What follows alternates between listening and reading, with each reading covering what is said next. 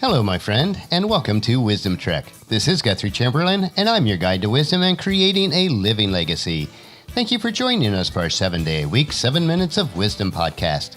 This is day 317 of our trek. Yesterday, and for the next few days, we are going to remain in camp around the campfire as we continue digging for the nuggets of wisdom that are found in the book of Proverbs.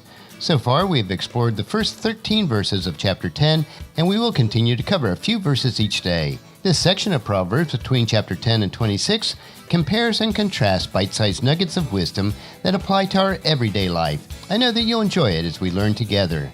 Thank you so much for coming along with me each day as we explore and consume these nuggets of wisdom. These bits of wisdom help us to live the rich and satisfying life while creating our living legacy.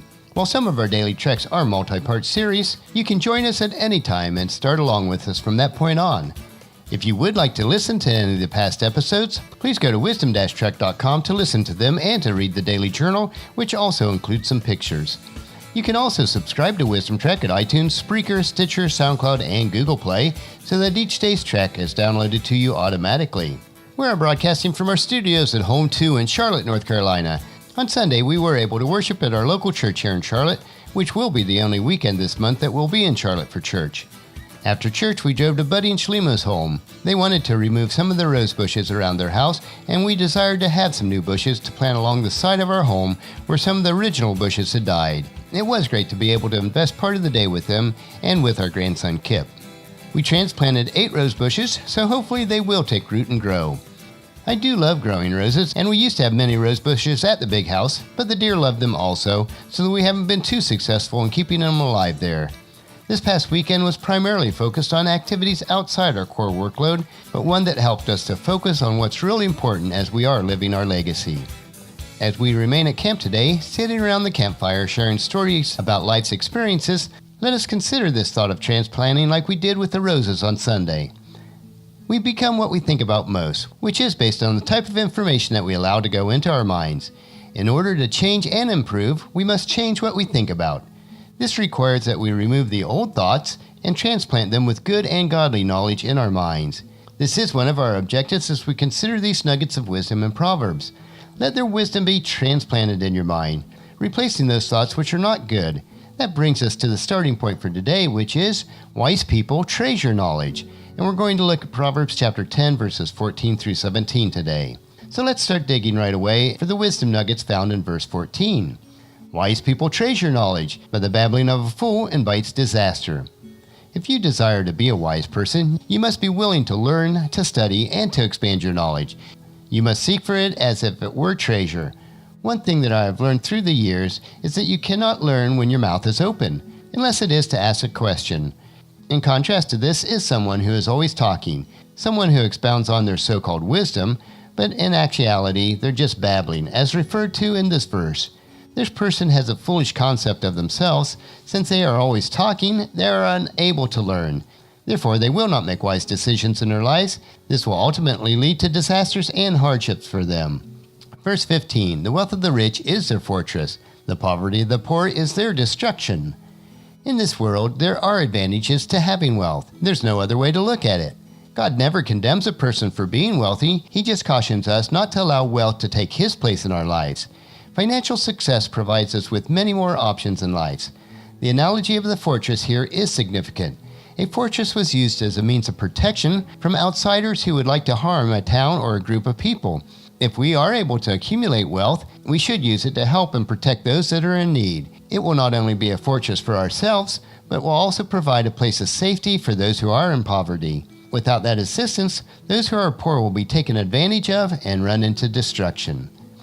Verse 16, the earnings of the godly enhances their lives, but evil people squander their money on sin. This verse dovetails nicely into the previous one.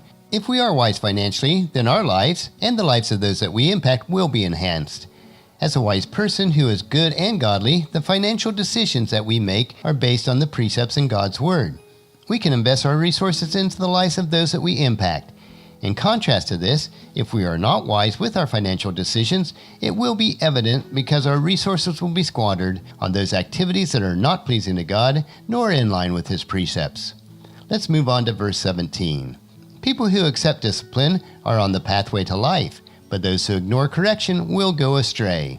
So let me ask you this question today. Do you like to be disciplined? I know that I certainly struggle with the concept of it, and you probably do also. It may be that our connotation of discipline is skewed today. To be disciplined is to become a disciple of another who is a master. It is the basic premise of learning, of being eager and willing to improve, even when your shortcomings are pointed out. It gives you a plan and a way to improve because you know what the standard is for achievement. When you are willing to accept discipline, then you are gaining wisdom, which puts you onto the trail of becoming better. In contrast to this is the person who refuses to be disciplined or corrected. They will end up on their own trail, which will not lead to a successful life. They will find themselves wandering without direction or a plan for their lives. I know that we are slowly taking our time at camp this week, but there are times where we need to reflect and ponder these concepts so that they are transplanted into our minds. This will allow for real and lasting changes in our lives. There are so many morsels of wisdom found in the book of Proverbs. Let them permeate your thoughts and impact your lives so that your living legacy will shine through for everyone to see.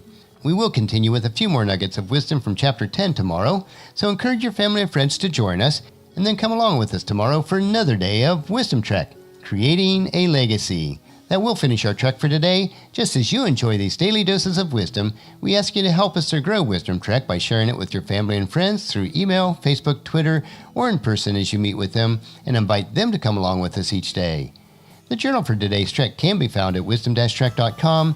Thank you so much for allowing me to be your guide, your mentor, but most importantly, you are my friend, as I serve you through the Wisdom Trek podcast and journal each day.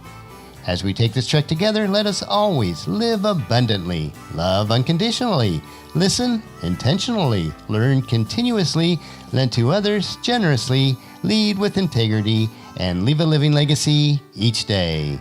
This is Guthrie Chamberlain reminding you to keep moving forward, enjoy your journey, and then create a great day every day. See you tomorrow.